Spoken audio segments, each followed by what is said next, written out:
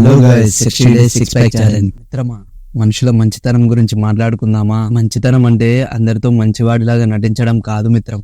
ఈ రోజుల్లో మంచితనం అంటే ఒక స్నేహితునికి వాడిని నచ్చినట్టు ప్రవర్తిస్తానేమో అదొక మంచితనం. మన ఇంటి పక్క వాడికి అవసరానికి ఆదుకుంటే అదొక మంచితనం. అడుక్కునే వానికి రూపాయి దానం చేసినా అదొక మంచితనమే. ప్రేమించిన అమ్మాయికి అడగక ముందుకి ఒక గిఫ్ట్ కొనిస్తే అది ప్రేమించడం మంచితనం. రోడ్డు మీద కింద పడ్డవాన్ని చూసి ఫోటోలు షేర్ చేస్తే అదొక మంచితనం.